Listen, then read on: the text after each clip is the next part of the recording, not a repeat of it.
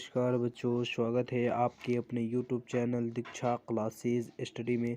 तो बच्चों, आज हम इतिहास के छठा चैप्टर पढ़ेंगे, जिस चैप्टर का नाम है शहरीकरण एवं शहरी जीवन। ठीक है, और इस चैप्टर के हम क्या करेंगे, ऑल VVI ऑब्जेक्टिव क्वेश्चन का इस पूरे वीडियो में चर्चा करेंगे। तो वीडियो को आप सभी लास्ट तक देखिएगा ताकि आपका चैप्टर बाय चैप्टर ऑब्जेक्टिव प्रश्न याद हो जाए। उसके बाद हम फिर सब्जेक्टिव पर चलेंगे, फिर बहुत महत्वपूर्ण प्रश्न पर चलेंगे, फिर PDF आपको मिलेगा, यानी PDF भी आपको हर हाल में मिलेगा। तो आप सभी वीडियो चैनल पे बने रहिएगा। ठीक है, बहुत बच्चे PDF के लिए अभी से ही परेशान कर रहे हैं। बच्चों, आपका भी पूरे 1 साल बचा हुआ है तैयारी के लिए, आप घबराइए नहीं, आपका हर एक चीज़ मिलेगा इस चैनल पे। ठीक है, तो आप बने रहिए हमारे साथ। ठीक है, और जो भी बच्चे नए हैं, डिस्क्रिप्शन में लिंक है व्हाट्सएप ग्रुप का, उससे ज्वाइन हो जाए और हमारे साथ मिलकर तैयारी करें। तो चलिए, आज का पहला प्रश्न देखते हैं कौन है।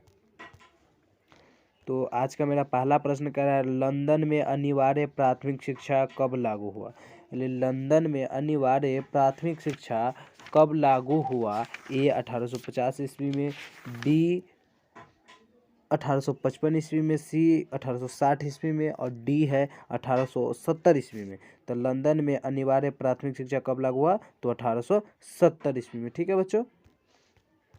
तो बच्चों, आज का दूसरा प्रश्न कह रहा है, पूंजीपति वर्ग के द्वारा किस वर्ग का शोषण किया गया। यानी जो पूंजीपति वर्ग, जो पैसा वाले वर्ग थे, वह किस वर्ग का शोषण किया, यानी विद्रोह किया। ए श्रमिक वर्ग के, बी मध्य वर्ग के, सी कृषि वर्ग के, और डी में यह सभी वर्ग के। तो इसका राइट आंसर हो जाएगा ए श्रमिक वर्ग के। देखो, ये मजदूर है और इसका विद्रोह शोषण कौन किया, तो पूंजीपति लोग ने। ठीक है, यानी इसके पास पूंजी है, यानी यह व्यापारियों लोग ने क्या किया, श्रमिक वर्ग का शोषण किया। ठीक है। तो बच्चों, आज का तीसरा प्रश्न कह रहा है, आधुनिक काल में औद्योगिकरण ने किस के स्वरूप को गहन रूप से प्रभावित किया। ए ग्रामीणकरण के, बी शहरीकरण के, सी कस्बों के, और डी बंदरगाहों के। तो इसका राइट आंसर हो जाएगा बी शहरीकरण के। ठीक है, आधुनिक काल में औद्योगिकरण ने किसको सबसे ज़्यादा यानी प्रभावित किया, तो शहरीकरण को। ठीक है। तो बच्चों, आज का चौथा प्रश्न कह रहा है, जनसंख्या का महत्व सबसे अधिक कहाँ होता है। जनसंख्या का महत्व सबसे अधिक कहाँ होता है। ये ग्राम यानी गांव में, बी कस्बा में, सी नगर में, और डी महानगर में। तो इसका राइट आंसर डी महानगर में जनसंख्या का सबसे अधिक महत्व होता है। ठीक है। पांचवा प्रश्न कह रहा है बच्चों, शहर को आधुनिक व्यक्ति का किस प्रकार का क्षेत्र माना जाता है। यानी शहर को आधुनिक व्यक्ति का किस प्रकार का शहर में क्षेत्र माना जाता है। ए सीमित क्षेत्र, बी प्रभाव क्षेत्र, और सी विस्तृत क्षेत्र, और डी यह सभी।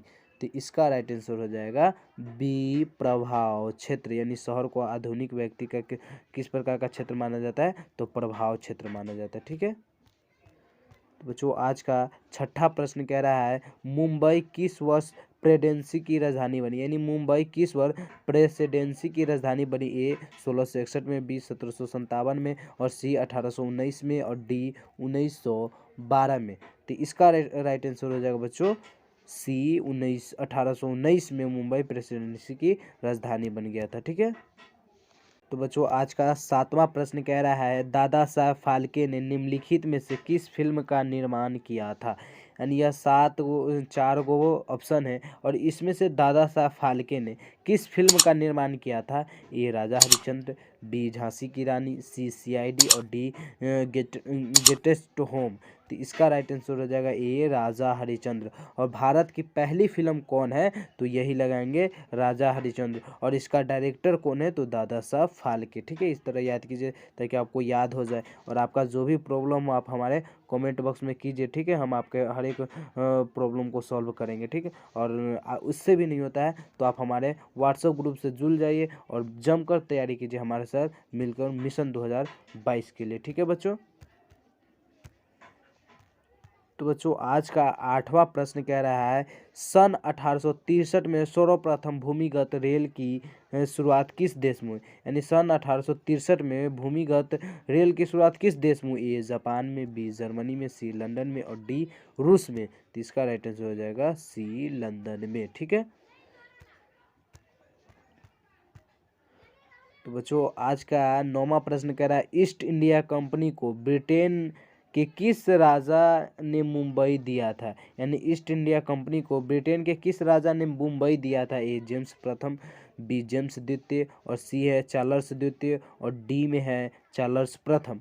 तो इसका राइट आंसर हो जाएगा सी, चार्ल्स द्वितीय ने ईस्ट इंडिया कंपनी ब्रिटेन के राजा को दिया था। ठीक है, तो बच्चों आज का 10वां प्रश्न कह रहा है the bitter cry of outcast London के लेखक थे, यानी the bitter cry of outcast London के लेखक थे। ए गैरेथ स्टेडवे, जॉन्स, बी हेनरी हेम्यू और सी में एंड्रयू मेनर्स और डी में इनमें से कोई नहीं। तो इसका राइट आंसर हो जाएगा सी, एंड्रयू मेनर्स। ठीक है, the bitter cry of outcast London के लेखक कौन थे, तो एंड्रयू मेनर्स थे। ठीक है बच्चों, तो बच्चों आज का 11वां प्रश्न कह रहा है बैरन हॉस्मोन कौन था। बैरन हॉस्मोन कौन था। ए इंग्लैंड का इंजीनियर, बी भारत का राष्ट्रपति और सी मुंबई का उद्योगपति और डी में है कोलकाता का व्यापारी। राइट आंसर हो जाएगा डी, कोलकाता का व्यापारी। ठीक है, बैरन हॉस्मोन कौन था, तो कोलकाता का व्यापारी था।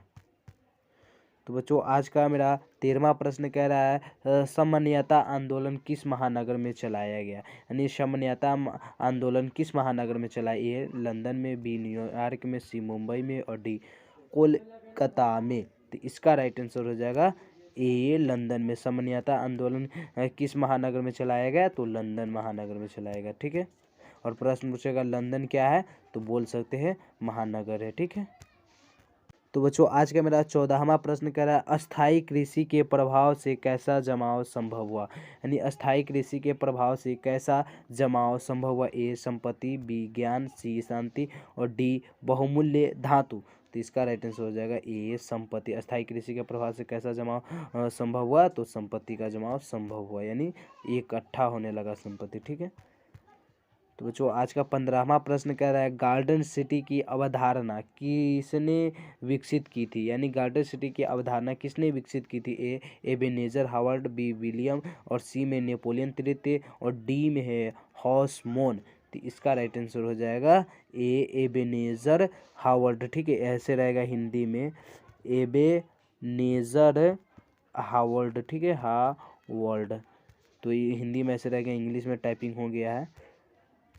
तो बच्चों आज का मेरा 16वां प्रश्न कह रहा है चार्टिस्ट आंदोलन क्यों किया गया। जो चार्टिस्ट आंदोलन चलाया गया था वो क्यों चलाया गया था। ए कारखानों में काम की अवधि कम करने के लिए, बी बालिग पुरुषों के मताधिकार के मांग के लिए, सी बालिग स्त्रियों के लिए मताधिकार के मांग के लिए और डी में है गरीबों को आवासीय सुविधा मुहैया कराने के लिए।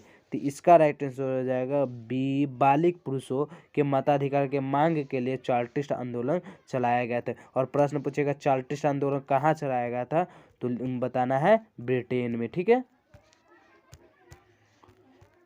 बच्चों आज का मेरा 17वां प्रश्न कह रहा है कलकत्ता में धुआं निरोधक कानून कब पारित किया गया, यानी कलकत्ता में धुआं निरोधक कानून कब पारित किया गया। ए 1863 में, बी 1865 में, सी 1876 में और डी 1868 में। तो इसका राइट आंसर हो जाएगा ए, 1863 में कलकत्ता में धुआं निरोधक कानून पारित किया गया था। ठीक है, तो मिलते हैं एक अगले वीडियो में, जब तक के लिए जय हिंद जय भारत।